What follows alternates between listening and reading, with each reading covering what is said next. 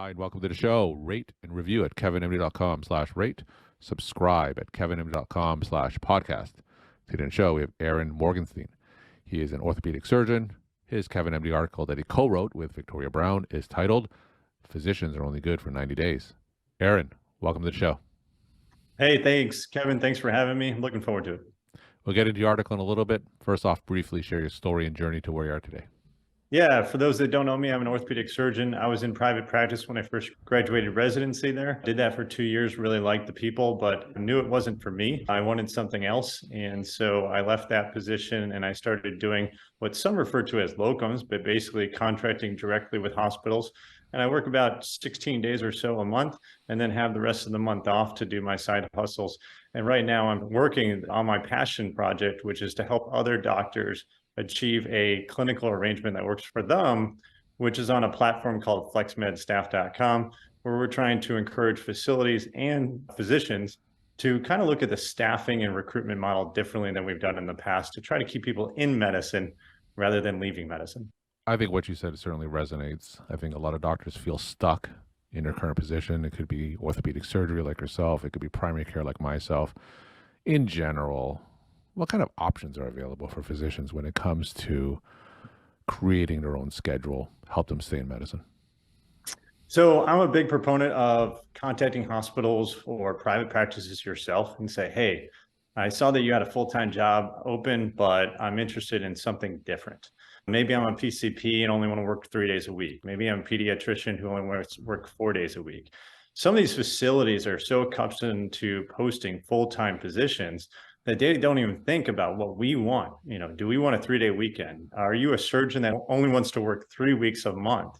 So I think that it has to be education on both sides. The facilities, medical facility, private practice, have to realize that there's people out there that are willing to work. They just may not want to work the full schedule. So it is difficult. A lot of people run to staffing agencies. You're familiar with them, the locums companies, what I call the management companies. And it's kind of sad because I think we should all just go direct without the need for these middlemen. When it comes to working less than a full-time schedule, and I'm certainly one of them. I only work 0.5 FTE, 2 to 3 days a week as primary care internal medicine. Is there a difference between the primary care specialties versus the surgical specialties in your experience dealing with hospitals directly?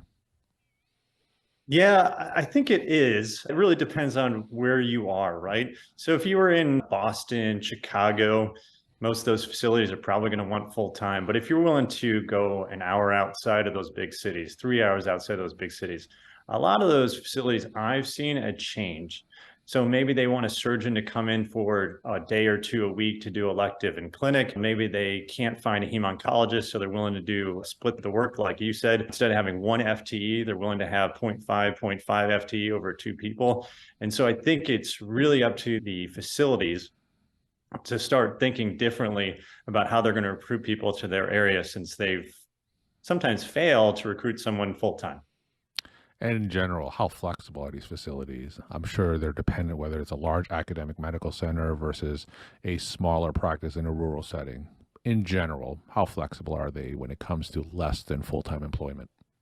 I have found that the independent hospitals, so the ones with 2 hospitals or less, are the ones that are more agreeable and willing to modify their traditional staffing models. I have found that these larger institutions, you're familiar with it, I won't mention them here, but you're familiar with those institutions or networks where they have 10, 20, 30 plus hospitals. They are less amenable to things like this. And they are so quick to run to staffing agencies and management firms, whereas the independent hospitals that are really focused on treating their community and treating their community with good physicians and wanting to keep their physicians happy, I think those are the ones that are willing to work with physicians, specialists, hospitalists, PCPs, et cetera, to try to find something that works for all parties. All right. Your KevinMD article that you co-wrote is titled, Physicians Are Only Good for 90 Days. Now tell me, how did this article come together? Yeah, so however many years ago, I was graduating residency and I was looking at multiple different contracts. And I found it interesting that basically you could be let go in 90 days. And it was funny because as a young person, you're so accustomed to hearing physicians say, I have a 2-year agreement or I have a 3-year agreement. I've never seen that before. I know there's some doctors out there that supposedly have them, but I personally have never seen someone offer me a guaranteed contract for 2-3 years. And when I was in my first job, I remember them saying, well, the money's guaranteed and this and that. And I said, no, I could be let go at any point. That's what's nice about the contract. It protects the physician to some degree because you can get out of a bad situation, but it's also a really bad thing, like COVID proved to us, that many physicians were let go using that 90-day clause. And so it has always been on my mind, and I was so excited to write it. And to be honest with you, Kevin, as soon as I wrote it, I knew that I wanted to submit it to you because I thought you had the broadest reach. So in general, how common is that 90-day notice? Is it ubiquitous in every physician contract? So it's a little bit different for everyone. So I think if you do independent contractor work or locums type work, it can go down as low as 30 days. After I wrote the article, it wasn't not known to me, but it's definitely becoming more common that those 90-day clauses are becoming 120-day clauses or even 6-month clauses. And to me, that's a bit concerning because if you're in a bad situation, which many physicians are, or maybe you're mentally in a bad place, and they're being forced to keep you there for 6 months in a bad place, I think that's unfair to you. So the 90-day clause definitely benefits both parties. When physicians are negotiating a employment contract and they see something like a 60 or 90-day clause, what options do they have in perhaps removing it or modifying it? So I'm not a lawyer by any means, but my experience is go with a clause or a notice period that's comfortable to you. I do think 90 days is a good one because if you were to provide 90-day notice, on average, it can take about 2 to 3 months to get credentialed at a new facility if it's in a state that you have a medical license. So I prefer the 90-day clause.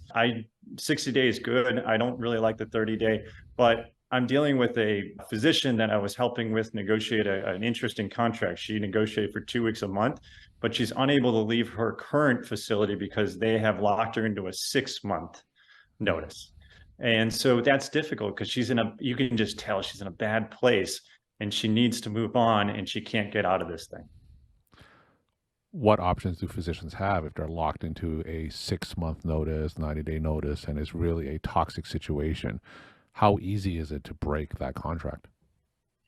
I think that's a question to ask a really good healthcare attorney. Yeah. I don't know how best to break those. I've been in positions where I've thought about breaking them and you just get really concerned or scared that they're going to come after you. And we all know that the facilities have deeper pockets than us. So you mentioned during COVID, a lot of physicians were let go because of these 90-day contracts. COVID, I think it made a lot of doctors realize that our job security isn't what it once was. So what were your thoughts when you just started hearing these stories about physicians being let go after being given their notice?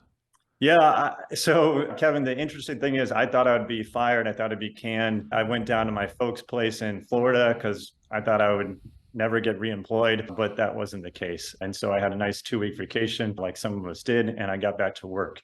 I think that physicians need to realize that there's not true job security being a physician. I think that when you say the word job security, you have job security as in you will be able to find a job anywhere in this country, but you may not have a job at that facility if something like COVID happens or there's a bad situation or change of administration. So I think you do have to be concerned that we don't actually have true job security and that we could easily be let go. Now you can find a job another place, but picking up a family and all the other things that go in with moving to a new destination makes it much more difficult for us as physicians to find a new or our next opportunity. So let's zoom out a little bit. Through your side hustle, I'm sure you've dealt with hospitals and medical institutions. A lot of physicians during training, we don't get a lot of information or insight when it comes to negotiating jobs, right? We don't know what goes behind closed doors. What are some things that you've learned through your side hustle about employment contracts? What are some things that surprised you that you didn't learn during training or even looking for your first job? Well, it's something I work with a lot of physicians now. I'm not necessarily a coach. I just provide a little bit of mentorship. I think the key is education. You got to educate yourself about what's in that contract in order to negotiate. I also think that if you're going to negotiate, you better have good rationales for why you think you're going to be paid. Don't just say, hey, I get paid because I'm a surgeon. No, know some data out there. Know the data of what other folks are getting paid and that kind of stuff. When I speak with a facility and I'm interested in a new opportunity, I try to hit home with 4 or 5 different things. How is malpractice going to be paid? How are we going to deal with our compensation rate? Is there going to be an indemnification clause? What's the non-compete going to look with? There's only 4 or 5 things that I really care about when I'm negotiating, because the rest of it is kind of the fluff, right? These contracts are anywhere from 8 to 20 pages long. There's a lot of fluff in there. And I'm only focused on the key elements because I want to keep my negotiations short. Unlike boxing, it's not meant to go 12 rounds negotiating. You want to settle an agreement within 3 or 4 rounds, and that's it. Now, do you do a lot of the negotiating yourself, or do you have an attorney represent you? I think the right thing to do is try to negotiate yourself. Why have a middleman negotiate for you? You learn the material yourself, educate yourself, learn some negotiating tactics if you want, and do it yourself. I think it puts a bad taste in the facility's mouth if you're having to have someone else negotiate for you. Because let's say there's an issue at the hospital, or you have an issue with a practice related issue. Are you going to run to a lawyer to call the administration to help you out? No, you're going to try to continue that conversation or to grow that relationship with the facility that you started during those negotiation phases. So when negotiating yourself, what happens if there's a point of contention and you're going to be negotiating with whomever the hospital supervisor is? How does that normally go? Yeah, I think you have to enter any conversation or any negotiations willing to back out of those negotiations. If I don't think things are flowing, I don't think they're as sincere as I am, or they're not interested in a long-term relationship, then I'll kindly back out of the negotiations. If it's going to get contentious, that's just not for me. Maybe it's for other people, but it's not for me. And where did you learn how to do this? Like I said before, a lot of doctors don't get a lot of training of this. How did you learn? What kind of resources do you recommend? Practice. I think you have to review your own contracts. I read, and this is something I learned from my father, who's also a surgeon, is that you better read every one of your contracts and you better understand every paragraph. And then if you want, you hand it off to a lawyer to see if you read it correctly. The first few times I reviewed a contract, I did have a supplemental review by an attorney. In the end, if you read it well and in the contract's in English, then you should understand it well. But what I found is that if you read a contract and it seems to be a lot of legal jargon and it's confusing, it likely does not benefit you. And if it doesn't benefit you, then it's probably not best signing. And I can guarantee you present something like that to a lawyer, they're going to tell you to have it edited. The other thing I'll add, Kevin, is that over time, I've read enough contracts that I actually copy and pasted some things for different contracts. So I know what clauses and provisions I want to edit, and I have examples of what I would like it to be edited to, so I can just send that back to a hospital's lawyer to make those edits. A lot of times I hear medical institutions and hospitals say, this is a standard contract. We have all the doctors sign that. So how do you respond when they typically say this? I'm happy to review those contracts, but many of those facilities I wind up not negotiating with if there's a red flag or a deal breaker in there. Sometimes there'll be a deal breaker like a non-compete, or there'll be an indemnification clause that I don't like. And if they're not willing to edit it, then I have to move on. And what are some typical red flags that you find that a lot of doctors miss that's not immediately apparent in these contracts? What's something that's not obvious that physicians should be wary of when reading a employment contract? The one that worries me the most is the indemnification clause. And what is that? Good question. Basically, it's a facility or a management company you would have to hold them harmless if there was litigation.